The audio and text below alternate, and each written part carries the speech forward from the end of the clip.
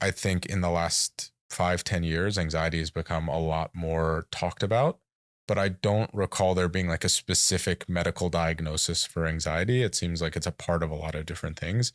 I was wondering if you could talk about what anxiety means to athletes, or what you're seeing in athletes as it relates to anxiety. I think to answer that, it would be helpful to separate two really common terms, which is anxiety and stress. And I think that a lot of times people come into my office and say, "Oh, I've got such bad anxiety." But it turns out I actually think it's stress, and I'll explain what that is. So imagine your alarm doesn't go off and you wake up and you look at the time and it's like 20 minutes before you have to be somewhere, and the place you have to be is 17 minutes away. And usually you give yourself an hour to have breakfast and brush your teeth and take a shower and do this and do that, and you can get there no problem. When you wake up with 20 minutes on the clock, you have got two decisions. One decision is jump out of bed and start triaging all the things that you need to do, all the things that you're not going to do, all the things you're going to abbreviate doing, how you can kind of get there a little bit late, but it not be a problem. You're going through a whole mental kind of program of how you're going to succeed. And all the while, probably your heart rate is up, your blood pressure is up, sweating, maybe shaking a little bit, breathing not so deep. You're in a state of stress, panic, anxiety, whatever that feeling is. It doesn't feel good. Anxiety is waking up with 20 minutes left on your until you have to be somewhere, looking at the time and going, there is no way I'm going to go and be on time.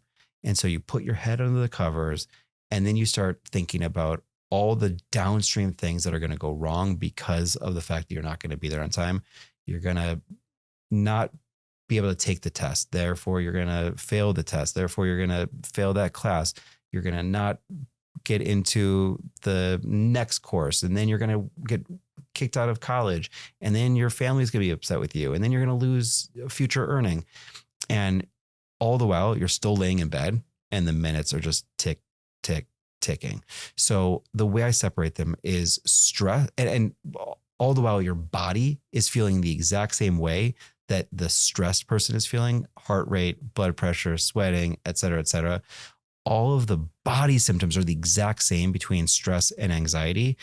But the difference is one is goal directed and one is not goal directed and likely kind of sending you backward. So it seems like anxiety is a symptom of inaction almost. A symptom of inaction. Yeah.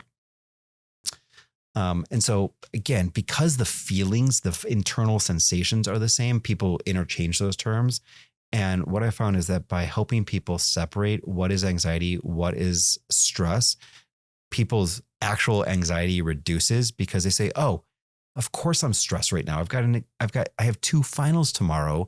Like there's no reason why I wouldn't be feeling a little bit overwhelmed and like trying to figure out how to prioritize things and such."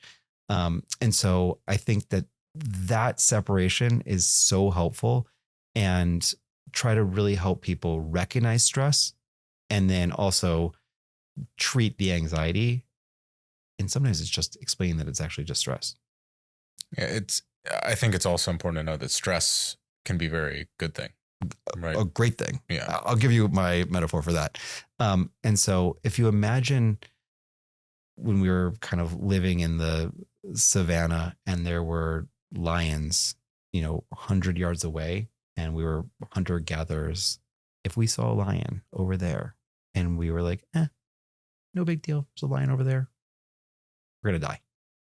But if we look over there and we say, there's a lion, and all of a sudden your heart rate goes up, your blood pressure goes up, your, pupils constrict, your digestion stops, and you say, I need to figure out if I'm running, if I'm hiding, if I'm fighting.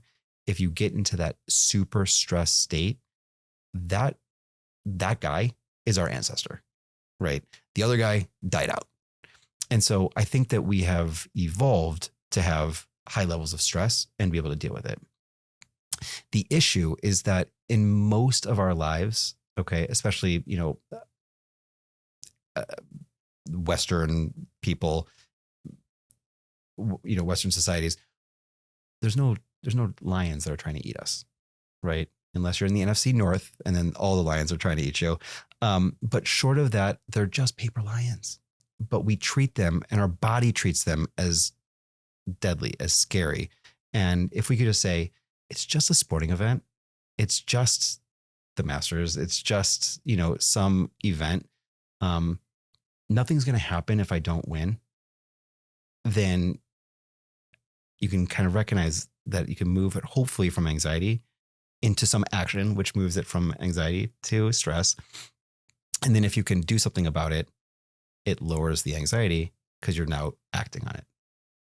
I'll also say in the analogy, the metaphor you used, that person who's seeing the lion and having the stress response, all those things you described are generally what most athletes want when they're competing.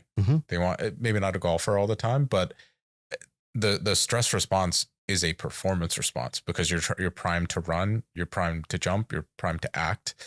And especially in sport, that is generally what you want to achieve your maximum until it goes too high. Correct. Right. And then you freeze. And so we look at it sort of as a inverted U-shaped curve where you have kind of like calmness at the kind of lower left, and you have peak performance kind of in the upper middle. And then performance actually decreases as that stress goes up. And so the goal is to try to hover somewhere around that middle level without it pushing too far, because once you push it too far, you're kind of often overwhelmed and into that anxiety state.